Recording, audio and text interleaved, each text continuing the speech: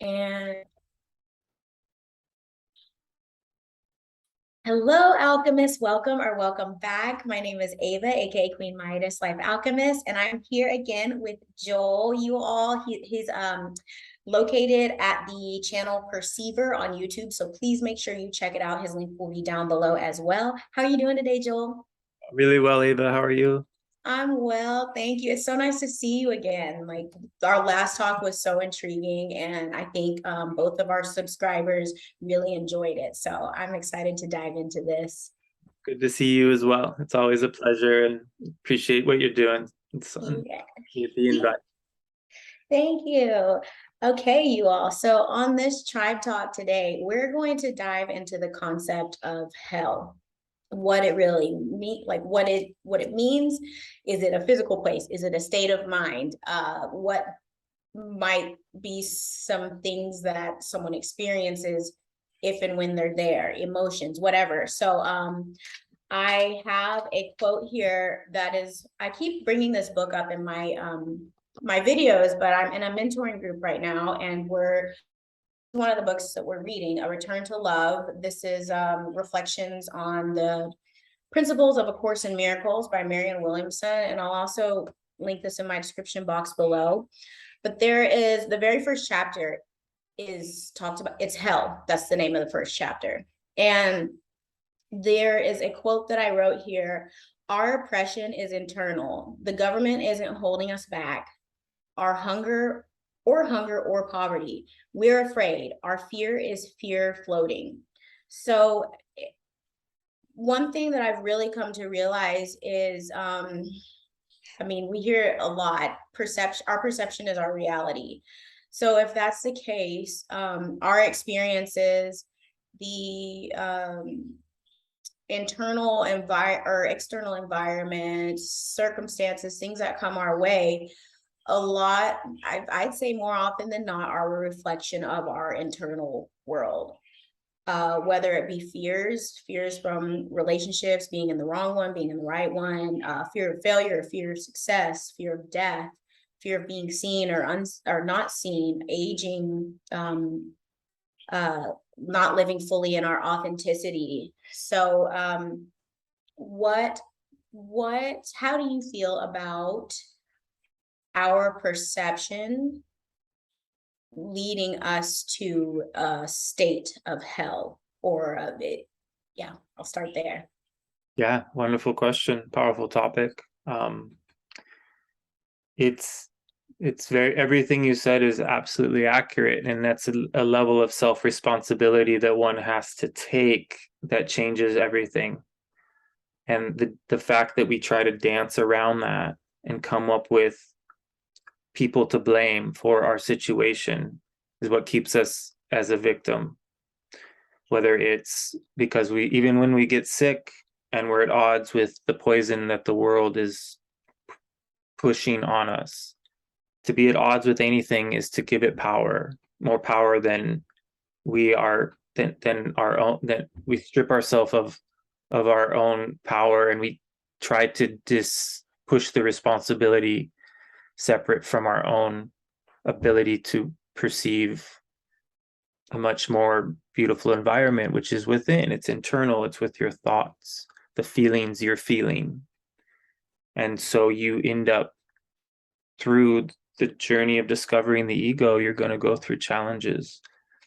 And these, what we think are mistakes, are actually lesson plans designed for us to discover. And if people think they can skirt around or go through this world without trauma and learn, then they're mistaken. You can't live in a bubble. The world will come for you in every way. It's just, if we run from it and try to hide from it, then we separate ourselves from source. Mm-hmm. And so it's simple, but it's not easy to get simple, to return to that simplicity. So there's so many layers to this. It's just so multifaceted. Like our energy level, it rises and it lowers. And a shaman can see that and observe a person and tell where their energy level is. Actually, like, there's a luminous cocoon that surrounds every living creature. And you can tell whether a person's sick, whether a person's happy, just by observing them from this psychedelic, altered shamanic place. And they see that there's this film that surrounds the torus field. And that film is either way down low or it's super high. And if you can get it to tap out at the upper chakra, I mean, if it can close the door, then Okay. you are like surrounded by pure affection. You've built your energy up. You figured out how to live in that heightened awareness, and you start to live in a state of, but that takes decades to get to that place, and a lot of people pretend that they're there. It's a very real, I mean, we all achieve this state for moments, and then we have insight and clarity and feel our power, and we know more about ourselves, and then it drops, and then we're like, oh, what's going on? And we try to figure out ways to balance that out. And so that down at the heels is what people call, that's what hell, the word's from, is that the energy is dropped down to your heels. There's a force that's figured out how to, the architect of this dream that we're in is the hive mind. Mm-hmm. It's this part of us that's constantly gauging our self-worth on how people perceive us. It's so shamans shatter the mirror of self-reflection by falling in love with the world itself, with the mother, with nature, with light and darkness and all of it.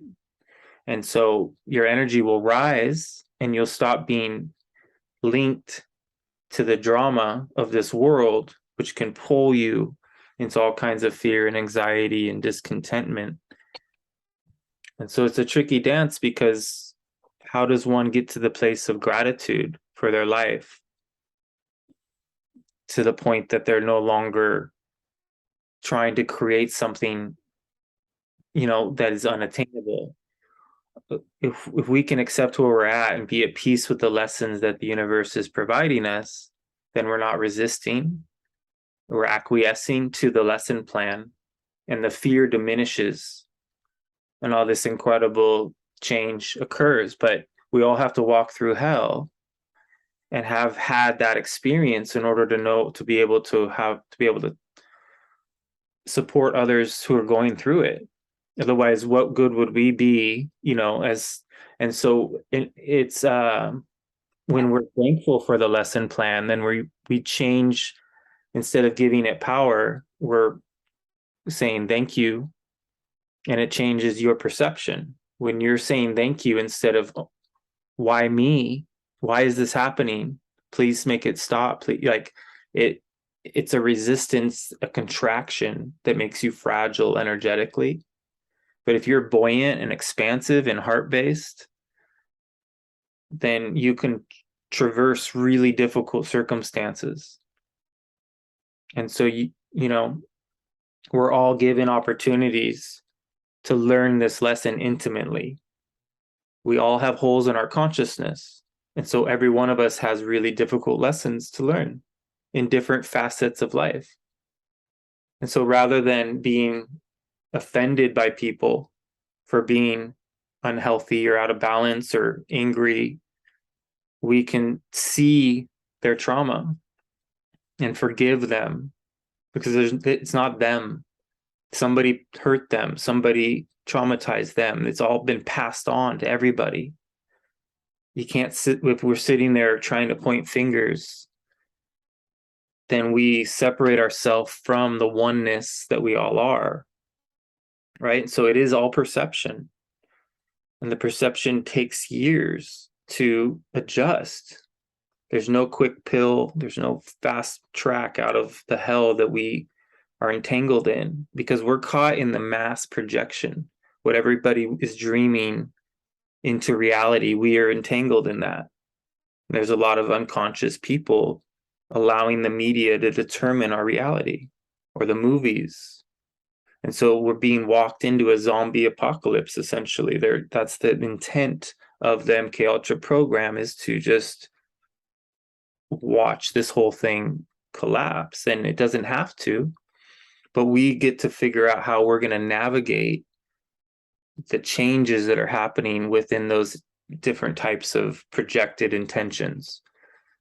So hell is a multifaceted subject in that, like Toltecs will take their student and show them the different layers of the onion.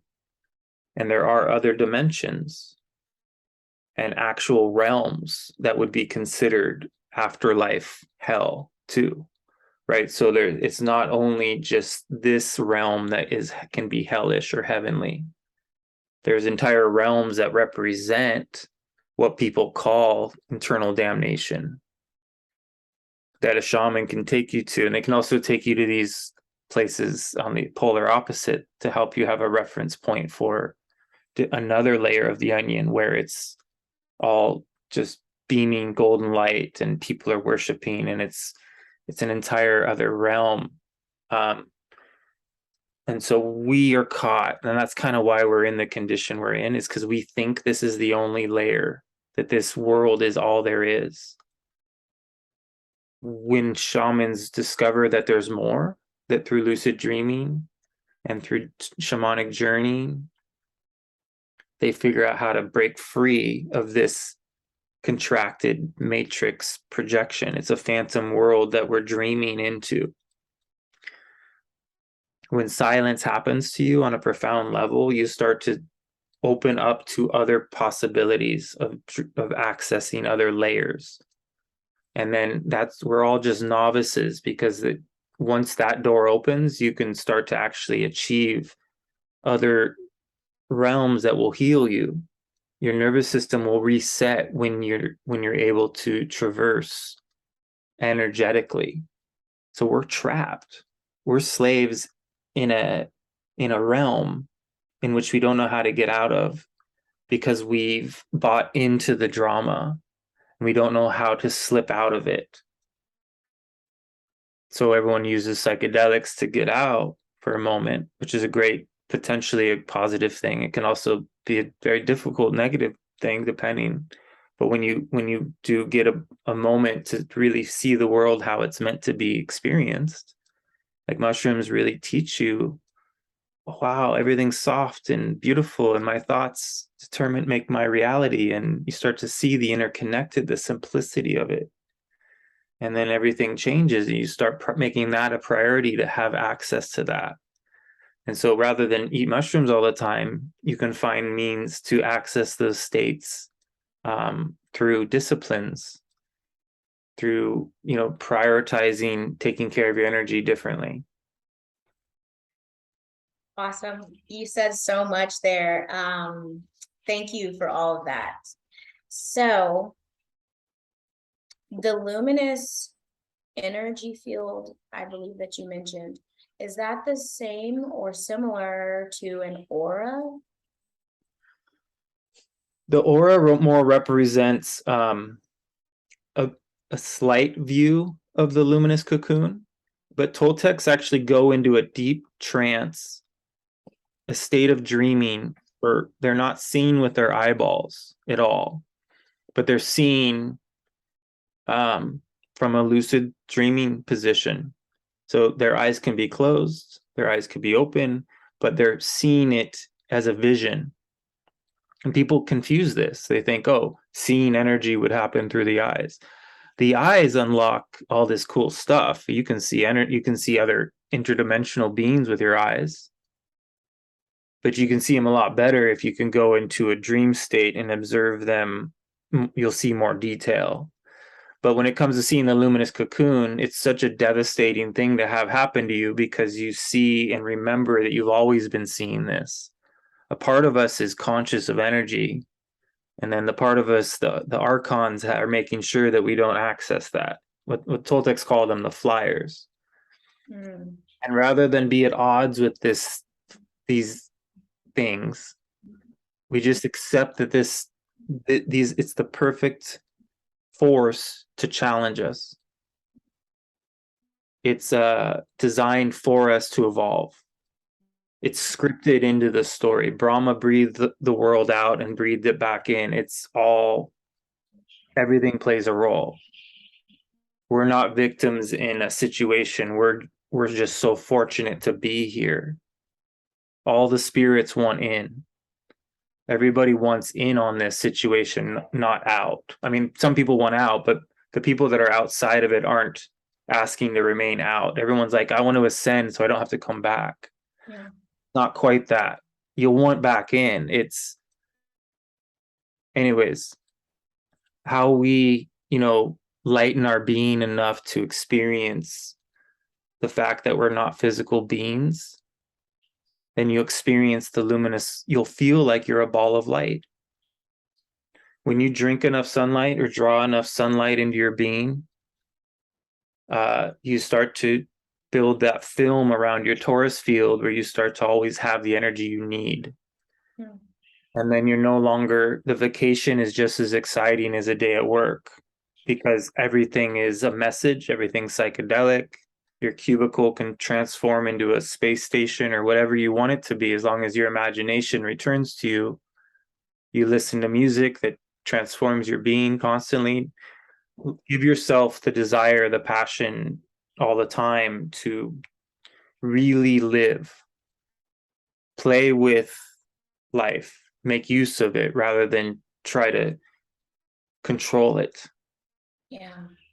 It takes a creative adjustment to get out of the slavery that we've been entangled in. We're caught in the material world. It's a real thing.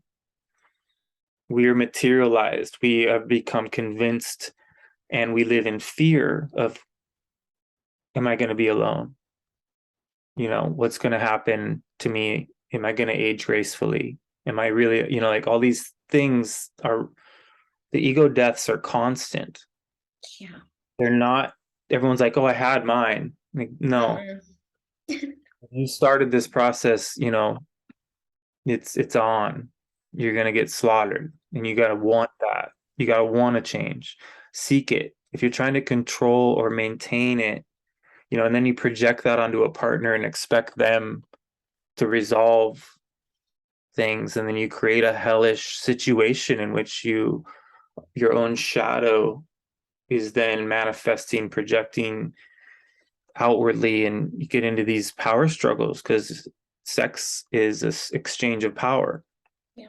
And anytime we pretend it's not and make it, try to treat it, or think of the first time that it happened, that you lost your virginity. Think of the feeling, the energy exchange, the brink. You were in a moment there of intensity, and we just try to bypass it.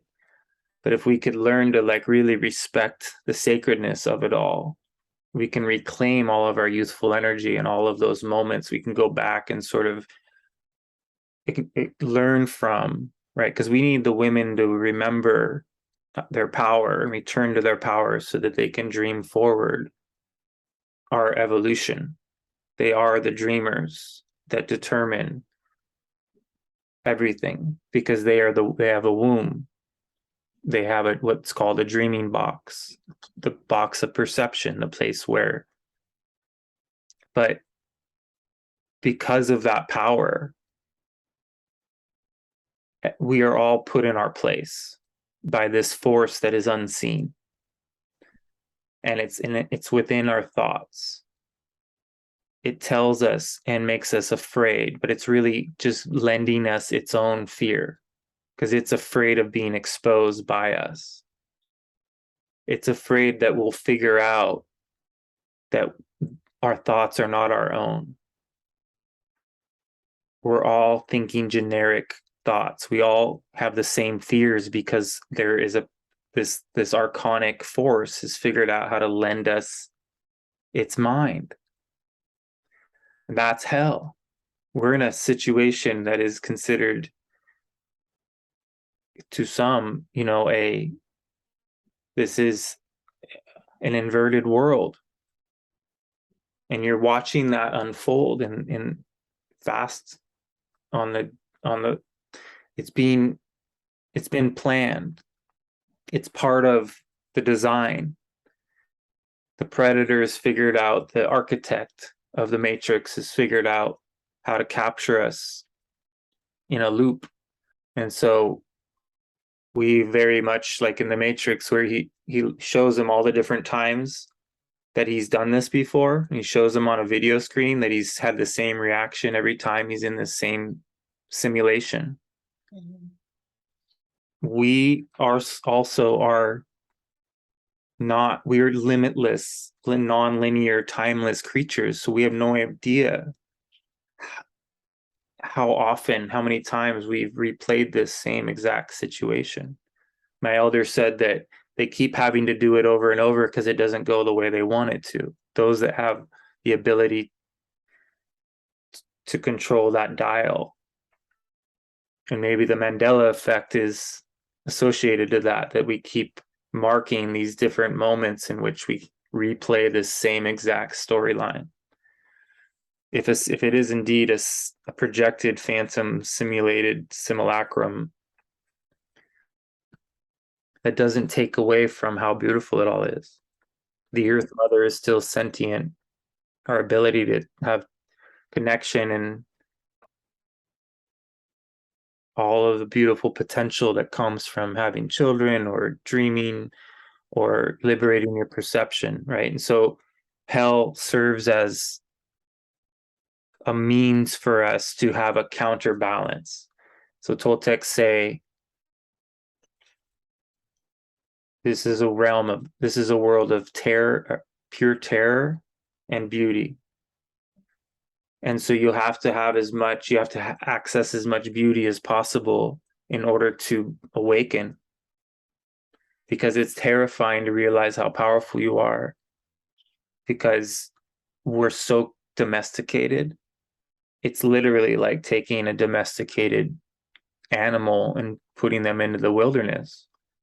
You wouldn't want to just do that. You would want to go and attempt to train them and prepare them somehow slowly and build their strength and build their resiliency zone somehow, if that was possible. Some sort of animal training program that was designed to reintroduce a wolf back into the wild. That would be amazing. We can create that for ourselves.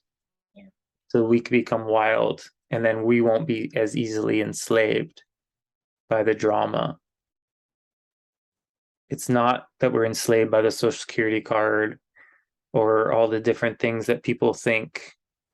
It's it's psychedelic. It's you breaking free from, if you were microdosing all the time, not that I recommend that, but if you were always seeing the funniness, how hilarious everything is, you would liberate. You would just stop taking yourself so seriously. And it's through self-importance that we take everything so personal, and we're so offended. And we try to judge men or women or whatever we project our stuff onto, the patriarch or whatever we think it is. It's all just a projection. It's when you totally take self-responsibility for the experience you're having. When you do that, you're no longer limiting. The ego is no longer running the show, but the ego will then evolve and try to figure out how to make you feel special in a different way. It advances. And so knowing that, we go slow and just thankful for where we're at rather than wishing we were somewhere else. Right? Often we're like, oh man, if it was just like this, then everything would be okay. But it's not true. There's another challenge waiting for you wherever you're going. I think we're conditioned to think, I just need to get away from challenges. I need it to all stop. But if we turn and face it and walk toward it instead of resisting it, then we'll feel so empowered. And the thing that we thought was so bad, when we stop getting consumed by it or angry at it, we'll see it for what it is, and it will become powerless over us. Mm-hmm. But we have these memories that we can go back, and that the more cringy the memories are, the more potent they are for us to go back and review. God. And really sit in the feeling and rewire the blueprint from there. Because that blueprint is going to stalk you until you fix it, until you go back and become the architect of your own blueprint. And the only way to do that is to face your shadow, face those feelings that you felt, and transcend them through laughter, through acceptance, accepting the human condition, accepting that we've been enslaved by a force that is limiting our ability to see energy, accepting our predicament. And then you start to shift. You start to want to be aware of all things rather than just spiritual. Or shamans are not spiritual, they're energetic, they're mature, they're sober, they're intense. But we go through spiritual stages in order to access energy. And then we can drop all the things that got us there because our history is heavy. We want to let go of the past all the time because we have to be a dreamer, you have to be light. But in order to be a dreamer, you have to be grounded, right? If you're not, you'll end up in a mental ward if you try to become lucid without having roots. You got to know how the tree trunk the roots have to grow as far down as the branches would grow upward. And when you understand that, then you stop being at odds with where you're at. We beat ourselves up. Guilt, shame, and all that is actually worse than whatever it is that we're beating ourselves up over. Right? Yeah. Our words are that powerful. Our thoughts are so much manifest the hell or heaven that we. And so learning to control your thoughts, learning to not have thoughts, that's incredible. When you don't have thoughts, you're swimming in feelings. When you are just in pure feeling, then you develop pure affection.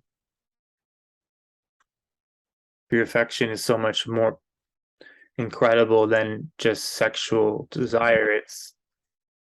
It's like the child. It's like innocent mixed with being a lucid shamanic dreamer. And once you understand that sexual energy and dreaming energy are the very same thing, then you start really taking care of your sexual energy in a means that would allow you to use it for both. That way, you're not in expectation with your partner. You can get to just a total place of actually being able to accept rather than try to force anything in any way, which is so difficult. We're so we're driven towards, or especially men are driven toward the act rather than the process, the unfolding. And we, rather than hold space for a woman to unveil or to blossom, and to learn to slow it all down and then switch from that sensuality into the dreaming while like learning to just change it. Because when you build sexual energy, you can switch into the lucid.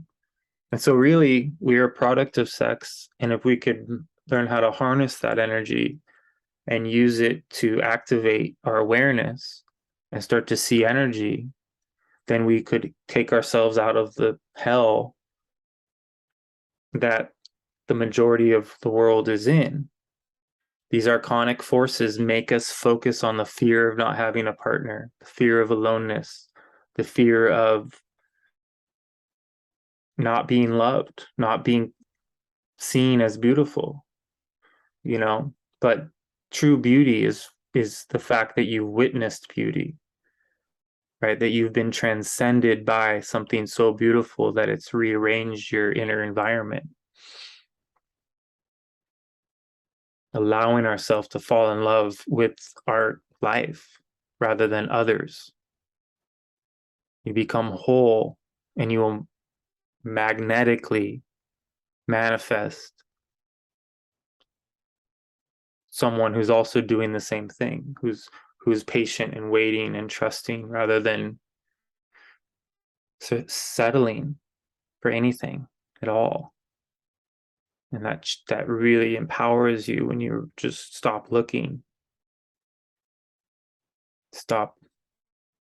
Instead of longing for somebody, you long to know yourself so intimately that you, yeah, like, and this is what breaks one free from one of the main ways in which we're kept in that prison of fear. Yeah. So thank you for all of that. So amazing. And you, I have notes here, but and you've honestly kind of like brushed over all the parts that I wanted to talk about. So I just love the flow of our conversations. And I love that you talked about lack of responsibility several minutes ago. And we live in a freaking snowflake world right now where it's, oh my gosh, you can't say that and you can't call me. You know, everybody's out to be butthurt about something. Totally. Everybody's out to be, and it's this fake inclusiveness by creating division. Yeah. Through victimization and gaslighting and like being offended and ultimately being in fear of like being found out or discovered, you know. And and you even touched on this, by the way, you all. Joel's last video, he dropped it a couple weeks ago. It's episode 52. I'll put it like in my video somewhere. It'll pop up sometime during this video, but watch that because he actually discusses a bunch of the things that we're talking about today. But a lot of that lack of responsibility, like people also try to, they be like 56 talking about my mom did this to me, you know. Sir, you have a doctorate, you're running a multi-billion-dollar company, still talk about mom, like what? You know what I mean? And it's like you said though, where the archons they've created this holographic,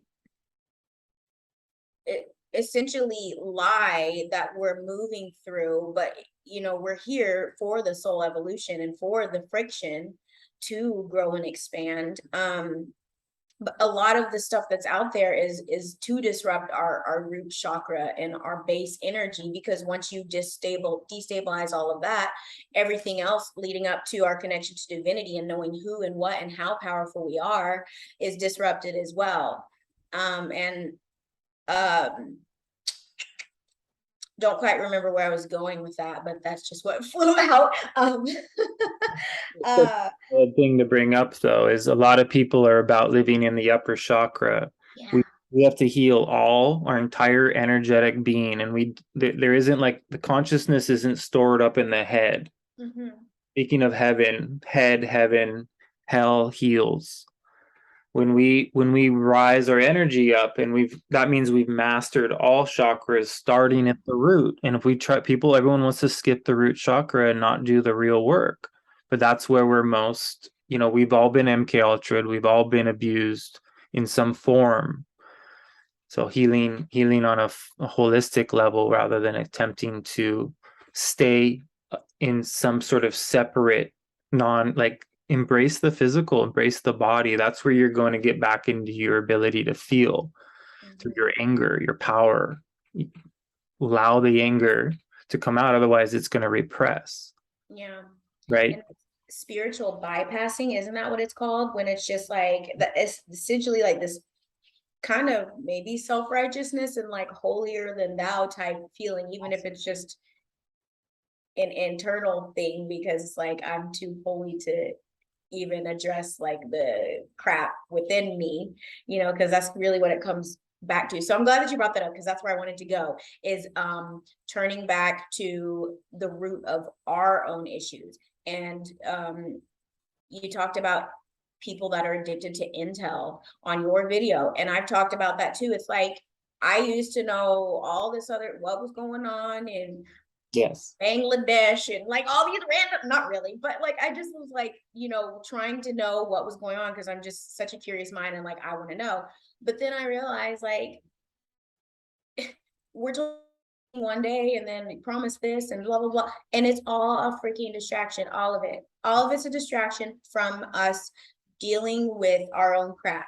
And if everybody would just go in and address their traumas and their fears and the ancestral crap that they're carrying and come to terms with that, acknowledge, come to terms, transmute it to disrupt that programming and heal it. When we're doing that on the individual level, we're doing it for the collective. Yep. And so it's time for us to take our sovereignty back, step into our power, own our crap. And it starts with the root chakral stuff, the home stuff, feeling safe, feeling secure, feeling stable. The right associated with the root chakra is the right to freaking exist. Yeah, totally. Claiming you're right. Right. So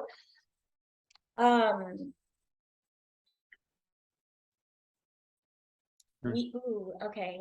I have codependency here, and there was something that you mentioned earlier. And codependency has been a big thing that has been coming up with me, like to talk about it more on my channel, because I feel like it manifests in this. I'm still learning this, and I really need to sit with it more. I feel like it manifests in such subtle ways that most people don't know or understand.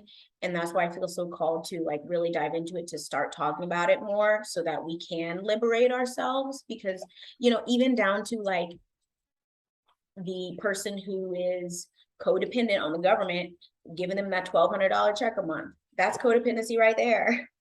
Like, let me fall within these lines so that I get these pennies, on a monthly basis. Like that's one like super easy example. Or the whole narcissist empath situation where I don't feel like I'm enough, so let me have somebody here who love bombs or treats me a certain way and gives me this attention until I'm showing that I'm not good enough to get more, and then they're flipping on me and all this, like all that toxic stuff. So I feel like those are two big manifestations of codependency, and us keeping ourselves in a hell, like keeping ourselves within these limits and not authentic to who we are, because we feel like that we have to be a certain way to get what we want or need, instead of like giving that to ourselves. So true. Yeah, the aloneness. So true aloneness becomes when you find your aloneness, then you're celebrating your existence. You're no longer in need of distraction in people or in storylines. So being at odds with the information or being tapped into all the information is a codependency. It's a seduction. It's a mean control. It's just another Hollywood program, and it was set up that way. We're being well played like instruments. We are being hunted, energy harvested. Shamans learn to stalk themselves and break free of the routines that make them heavy and predictable. They become mysterious. You start to, not rather than being afraid of losing sleep, you embrace the moment of being awake to go out into the world and face the dark, or do something that'll jolt your perception, something that'll make you really remember that moment, that day. Potent experiences will enliven you. They'll expand your comfort zone. You want to stretch your comfort zone all the time by coming out of routine. Then you won't be as easy to hunt. You won't be as predictable. You strategize. You start to see strategy, a way out of your limitations. And it's so true. There's so many people that are holding themselves back when they could just be thriving at such profound levels, but they got caught in a projection of what others said about them or told them was going to happen. Like when a doctor says you have 6 months to live, It's such bullshit. There's no disease out there that can't be healed if a person's willing to do the work. Mhm. And it's okay if they can't and they don't. It's not a good or bad thing. It's just a projection thing. It's a blame thing, a guilt thing mixed with a control thing. And it's those doctors truly believe what they're saying. They were trained to believe and to become cold, and so we became codependent on a system that's full of lies and mistruths, and germ theory it's all nonsense. It's been disproven where terrain theory explains our energetic condition, and it's been known about for a long time. How we break free from these forms of projection, this codependent, disabled, we've been reduced to slaves in the sense that we are trapped within the fears that have been handed to us. We keep allowing them to control our perception. So codependency with a partner, like becoming whole, makes it so that you're only seeking interdependency, and you become sensitive to the codependency as it starts to develop, and you counteract it. You create space. If you consume your partner, or if you consume each other, then you'll be too close and you won't be able to have a stable foundation in which you could build. You want to give space and not take any more, or give any less. You just find that really unique balance, which is presented when you really find someone that's willing to do the work and face themselves. And if you're at odds with your partner, it's something within your own being that needed that process. And it's something within you. If you can change the whole thing, right? And so my elder said that there are only two tribes, the tribe of man and the tribe of woman. And when we learn to build a bridge between those two tribes and learn to work together, everything will heal. Nobody's doing that, but eventually they will. Yeah. I mean, that's the exact opposite of what's being done right now, with skewing genders and talking about I'm a cat and all this. And then men can have children too, like absolute nonsense right now to, again, create this like inclusion and everybody can fit in and do this, but oh, like one sex is better than the, it's like creating this war between the sexes while creating this weird fluidity between them. And it just, if people like really stopped to just step back and observe what's happening, they'd be like, this is complete and utter nonsense, and just laugh at it, because it's like, y'all are really eating out of the palm of the hand with this. Like, is this real life? You know what I mean? And it's all about um warring between the sexes, breaking up the family, all of that stuff, like breaking that, like making it so that there can't be a bridging condition between there and life and healing and love and fluidity and, you know, and creation. Operation Lockstep was written by the Rockefellers, and it explained that it would break up the nuclear family. Uh-huh. And that's a means to achieve ultimate control, is have. And then the next step is to introduce designer drugs that allows everybody to be altered all the time on very specific, they're kind of like controlled, it'll be very intense. And that's why mushrooms are being legalized. And I'm not against any of this, because it is the nature of the projected reality that we are walking through. The matrix is designed for us, a training ground. It's going to be hard to watch most of our loved ones fall for the deception, to defend the inversion. But that's what will refine our resolve. We get to thank them for being a front row seat to the way in which their life unfolds, because they're going along with it. That will be a potent means to teach us and help us understand how fragile, how real, how intense all of this is.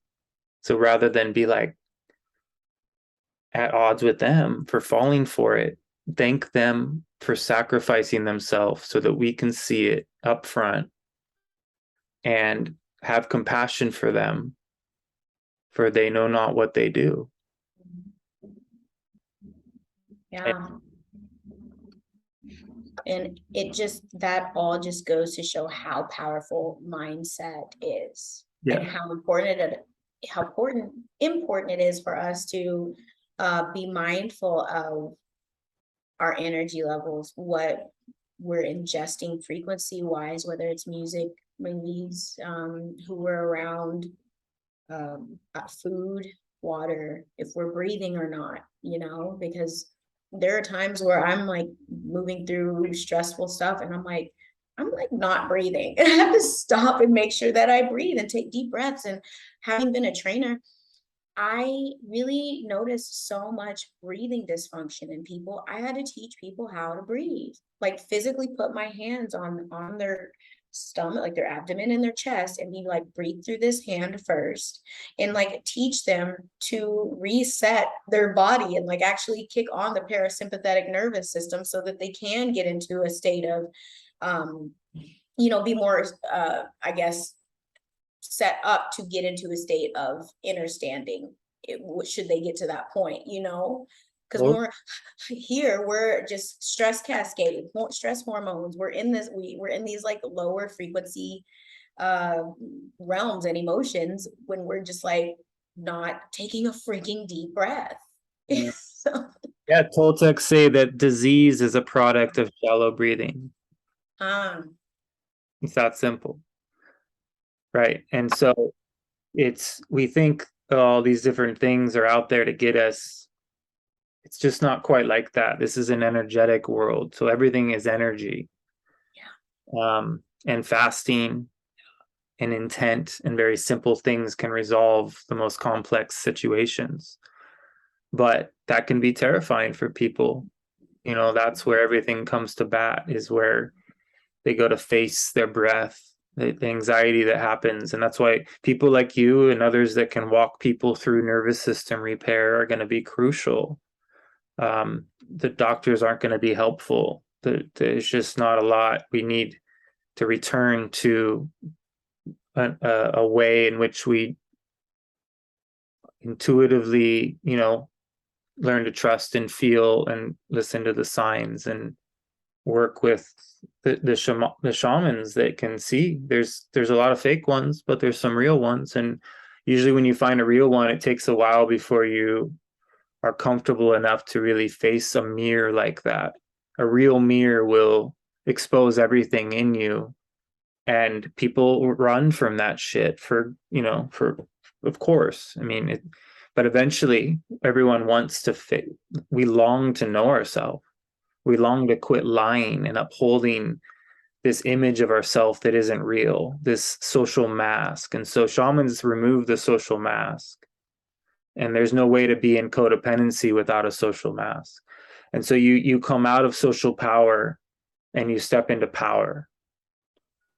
Social power is a very enticing trap to become seen or famous or wealthy or have social clout, have people, so you want to become abstract as a means to counteract any attention you're receiving.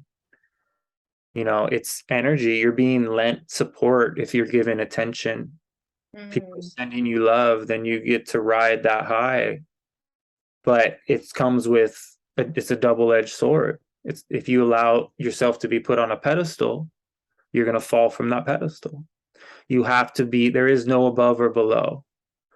I am not above or below anyone. I've learned more from the homeless schizophrenic people than I have shamans, truly, because they allow me to deal with aspects of my being that I couldn't learn about if I wasn't put in such intense situations. And so it's just a matter, again, of perspective and being thankful for all of it. So codependency is something that we can transcend, but expecting to do it in a year's time. The ego wants to get things dealt with right now so we don't have to deal with that lesson again. But lessons come in spirals. You will revisit these challenges that you think you'll never step into. You'll revisit them because your blueprint needs to practice the theatrics again. It needs to go through and break free in stages. There are massive ego deaths that can happen where people do have the ability to undo their blueprint really quickly.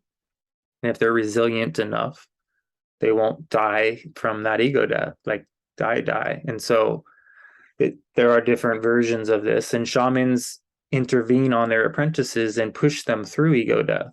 They set them up to have ego death. And that's a lot of trust you would have to work with a teacher who can do that to you. But if your intuition tells you to work with somebody like that and you follow in your heart and it leads you to somebody like that. A lot of my teachers were shadow teachers in that they were out of balance, but my higher self told me to go learn from them anyways. So there's no rules here. There's just feelings to follow. I love that. Oh, super, super beautiful. Okay. All right. So I want to ask one more thing, closing this out. Yeah. All right. So with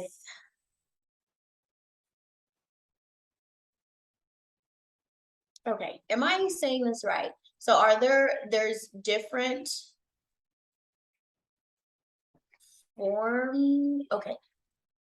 I'm trying to figure out how to word this question.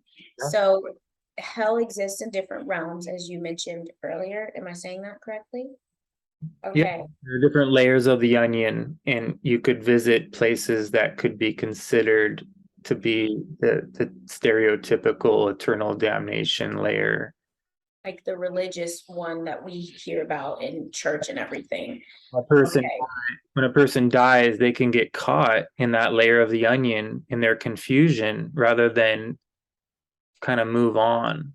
So we go into a long dream when we die. It's like a riddle. If we haven't dealt with our emotional processes, if we haven't faced ourselves in this life, then we'll go into sort of an in-between place where we sort of face the ghost of Christmas past and all that stuff. You really face your life and process it, and you can get caught Wow. not only there, but like here. You can get stuck as a ghost in a sense, not able to move forward. Wow. Okay. That's not even what the question I had was, but essentially I'm starting to feel like there's more than one soul trap Yeah. to fall into. Okay. There Because are things worse than death. yeah, it sounds like it. So and then the whole with religion, like the fire and brimstone and the lake of eternal blah blah, all that crap. It's like similar to the doctor saying you have 6 months to live, and it's like, oh my god, I'm not worthy of healing myself and worthy of being here longer than 6 months, like to the date, so I'm gonna press eject. It's similar to sitting on the pew in church, ingesting all of that, whatever, like this is what you have to if you don't accept, Jesus into your heart right now, and you're gonna burn in the fiery lake and be eaten by this eternally, it's like Curses. They're cursing you. curses. And then people fall into that trap of accepting that curse, and then they live their entirety of their life after that being afraid of breaking the rules, and like, oh, God doesn't love me anymore, so I might end up in hell on the other side. And then because I got to the point where like I've been breaking my religious programming for like years now. And I had the question of these people having NDEs that actually see go to heaven or go to hell, but that's them going into those realms, I'm guessing. Okay, so that makes sense to me now, because I was like, I don't know, I don't fully believe that those are just physical places that we go and that's it. So that makes sense to me now that there's those realms. So are demons entities or ideas? That was my question. Yeah, so we have the flyers are entities. The Mhm. archons, they're demonic in a sense that they're vampiric, parasitic, predatorial. They're a predator, but we are a predator too. Everything really is. Everything seeks energy. So these forces just seek energy.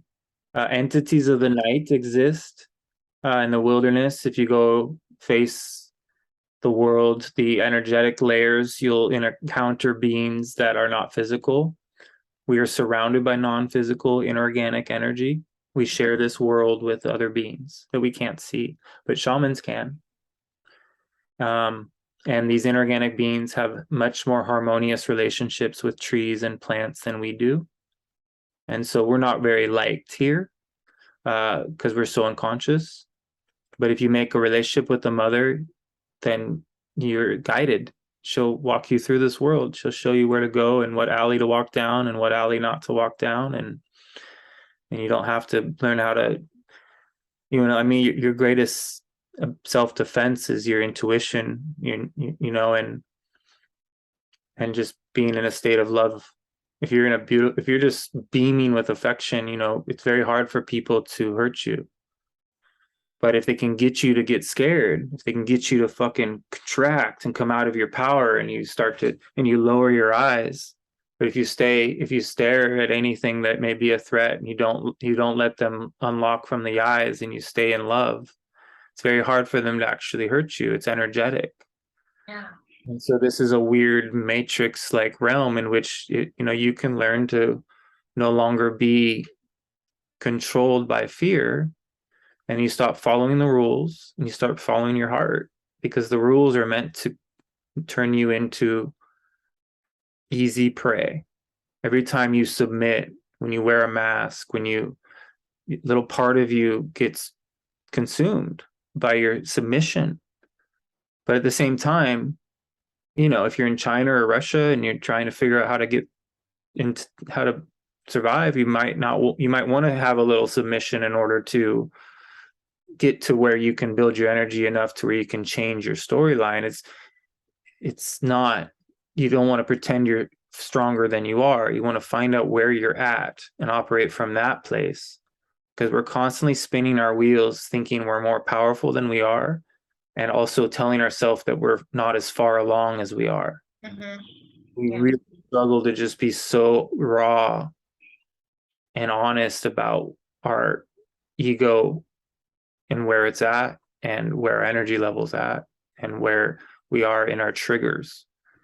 And so rather than look at these events that happen that trigger us as negative, we look at them as lessons so that we know ourselves. Every time you're triggered, offended, that's preparing you, giving you a glimpse of the aspect of your being that is undeveloped and that is universe is pointing out needs attention, love, forgiveness for that part of you.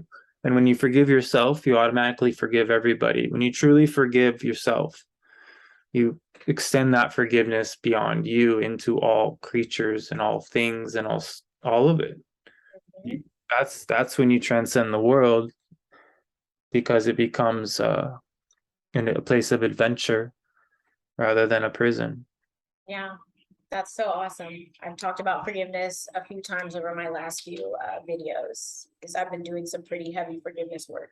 And that's one of the lies that we're taught, at least I was taught growing up, is like, you have to go to this person and ask them for forgiveness. And like, you need to forgive this person and and it's like, one of my mentors right now, she says forgiveness is no one's business or no one else's business, and forgiveness is an act of self-love. Yeah. Like when we get to a point where we can forgive ourselves for how we showed up in that situation, how we didn't show up, how we didn't speak our truth, how we didn't stand up for ourselves or protect ourselves, and just look for the God spark in that person, and like let that be all that exists is the love, because that's like that's the truth, you Yeah. know, then that transmutes everything, and that sets us free. So I love that you spoke on forgiveness. Yeah. Yeah. So did I cut you off? Were you about to say something else?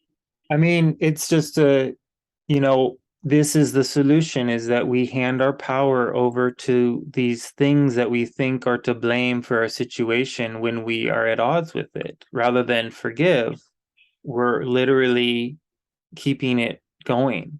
Yeah. We're lending these beings that feed off negative energy, and then we're giving them what they want by hating on them, right? But it's so hard not to, because you're watching these people get away with some crazy shit. You're like, oh my God. It's so And game. then we don't even really know if they're getting away with it. Like it's all, like you said, Back. it's an act. So we're only seeing what we're being shown, Yeah, which there could be A, B, and C behind the scenes happening. totally. Yeah, it's theater. And so our getting attached to it is missing out on our potential. We could be traveling and healing and going inward and really doing the work, but we're constantly getting caught in what is the future. And that's why there's always these distractions to make sure that we think something's about to go bad, so that we're constantly in our root chakra of fear and we're not able to access our more our uh our whole chakra system needs to be on board. And when it gets caught in one area, then the nervous system gets hijacked, and when we're easy to control. Food can help you, but shamans aren't. Eventually, it's not so much about that. It's about breaking free of the illusion of the physicality. But until you're there, until you're shamanic, you want to heal your body in every possible way that you can. But there comes a time where you get to not that I eat unhealthy necessarily, but it doesn't, if and when I do, it doesn't derail me like it used to, right? Because I've cultivated the personal power that's needed to sort of transcend all of that. Nervous system health is all disease is linked to stress, which is linked to breath. It's so much more simple than the complexity of all this disease and stuff that they're trying to make us live in fear over. And it's another means to liberate, come out of their hellish projected world, is by letting your death, your future self, inform you. Death is an advisor. So we want to feel death. We don't want to pretend it's not coming. We want to prepare. We want to become intimate with the force of death. And so shamans say death is the player and life is the arena. If it wasn't for death, we wouldn't be behaving the way we are. The thing that gives us impetus, that makes us want to access ecstatic experience and all the longing that we feel, is because our duration is coming to an end. We're dying. And when we can live in that consciousness, then we can have so much more life. So you want to have these little ego deaths so that you can really live. Otherwise, you aren't being authentic. You're not really doing the things that truly matter. And so that deathbed moment, being around people that are dying, or having access to that feeling, it brings that sober perspective. And our time is fleeting. And so it's like, once you're at your deathbed, it's like it was just like a snap of the finger your whole life. But a shaman learns to expand that snap, turn it into an eternity. They're both at the same time, and those two contrasting elements are what liberate us from the linear. When you realize that a single moment can be an eternity, and an entire life, once it's over, it's like it never existed.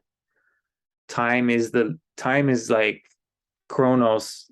It's sort of like Father Time is sort of the linear means in which we are experiencing intensity. And so it doesn't matter how long you live, it has to do with your ability to stop time and really witness your existence. Then everything, your perspective from the rest of your life will be different. I agree. Well, thank you so much. That was like really awesome. Like, Yeah. really in-depth and insightful. So I'm excited to continue with the focusing more on the heaven aspect. Yeah. But yeah, you all, please look up Joel's channel. I will have it linked below. It's Perceiver on YouTube. Also, all of his other contact, email.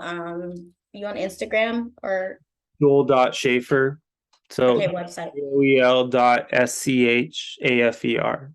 Okay, cool. So I will have all of Joel's information down below. And please remember to like, share, subscribe, comment. You all, we love to have the feedback. So, all right, Joel, thank you so much for joining me today. You all remember you are sovereign, powerful, worthy, and loved. Keep up the great work. I love you all. Bye. Okay.